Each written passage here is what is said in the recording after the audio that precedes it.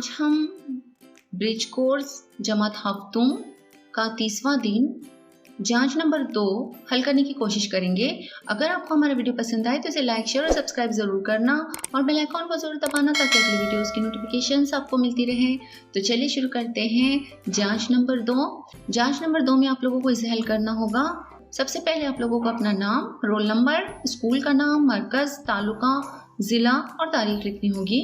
सवाल नंबर 1 है, मौलिन दर्सियात में से 3 अल्फाज का इमला कहें। आपके जो टीचर हैं वो 3 अल्फाज कहेंगे और आप लोगों को सुनकर लिखना होगा। यहाँ पर मैंने मिसाल के तौर पर 3 अल्फाज दिए हुए हैं, लेकिन आप लोगों को वही अल्फाज लिखने होंगे जो आपके टीचर कहेंगे। पहला है सूरज, दूसरा पहाड़ और तीसरा बुढ़िया। अब सवाल नंबर 2 है, दर्ज-ए-झील इक़्तिबास पढ़कर पूछे गए सवालात के जवाब लिखिए। इक़्तिबास है, किसी गाँव में एक बुढ़िया रहती थी, बड़ी खुसट और ज़िद्दी। उसके पास एक मुर्गा था जो रोज़ सुबह बांग देता, कुकड़ू को कुकड़ू को। थोड़ी देर बाद सूरज तुलू होता और सुबह हो जाती। बुढ़िया सोचती कि सूरज तो मेरे मुर्गे के बांग देने से निकलता है, अगर मैं इसको गांव से बाहर लेकर चली जाऊं तो सूरज कैसे निकलेगा।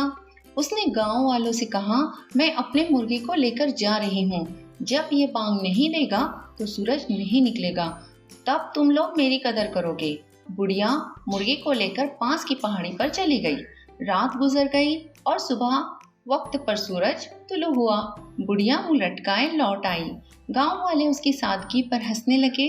सोच कर बताइए कि मुर्गे के बांग देने और सूरज के तुलू होने में क्या ताल्लुक है।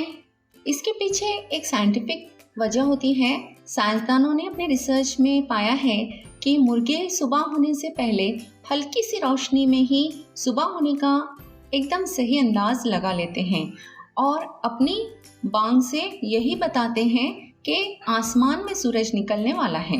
अब उसका पहला सवाल है, बुढ़िया का मिजाज कैसा था। तो जवाब लिखना होगा, बुढ़िया का मिजाज खुसट और ज़िद्दी था। नंबर 2, बुढ़िया की समझ के मुतालिक आप क्या समझते हैं, लिखिए। तो इसका जवाब इस तरह लिखना होगा, बुढ़िया की समझ थी कि सूरज तो मेरे मुर्गे के बांग देने से निकलता है, अगर मैं इसको गांव से बाहर लेकर चली जाऊं तो सूरज नहीं निकलेगा। नंबर 3, बुढ़िया लोगों से क्या करवाना चाहती थी। तो इसका जवाब लिखना होगा, बुढ़िया चाहती थी कि लोग उसकी कदर करें। अब सवाल नंबर 3 है, दर्ज-ए-झील नज़्म गौर से पढ़ें और पूछे गए सवालात के जवाब लिखिए। तो ये जो नज़्म आप लोगों को यहाँ पर नज़र आ रही है, ये आपकी दरसी किताब की ही नज़्म है। इसे गौर से पढ़ना होगा और ये जो सवालात हैं उनके जवाबात लिखने होंगे। पहला सवाल है, नज़्म में आए दर्ज-ए-झील अल्फाज के मानी लिखिए। पहला है बर्ग, बर्ग के मानी होते हैं पत्ता। नंबर 2, कंज, कंज के मानी होते हैं दरख्तों के साए में बैठने की जगह। नंबर 2, इस नज़्म में किसकी कारगुजारी का तज़किरा किया गया है, पूरे जुमले में जवाब लिखिए। तो उसका जवाब लिखना होगा, इस नज़्म में चिड़ियों की कारगुजारी का तज़किरा किया गया है। नंबर 3, नज़्म में आए दर्ज-ए-झील अल्फाज की ज़िद लिखिए। पहला है पास, इसकी ज़िद है दूर, और दूसरा है खौफ, तो इसकी ज़िद होगी बेखौफ। सवाल नंबर 4 है, दर्ज-ए-झील लफ्ज़ों में कौन सा लफ्ज़ इसमें जमा के तौर पर इस्तेमाल किया जाता है, इसके गिर्द दायरा बनाइए। पहला है फूल, फौज, तरफ, कतार, इंसान, जमात या भीड़। इनमें से जमा वाला लफ्ज़ कौन सा है। तो सबसे पहले है फौज, उसके बाद है कतार, उसके बाद है जमात और उसके बाद है भीड़।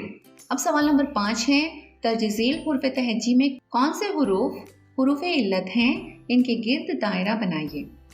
मीम, लाम, बे, अलिफ, जीम, वाव, सीन, स्वाद, ई और खैर।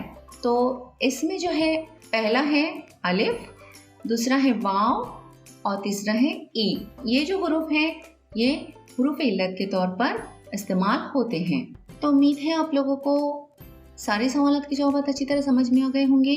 अगली वीडियो में फिर मिलते हैं। अल्लाह हाफिज़।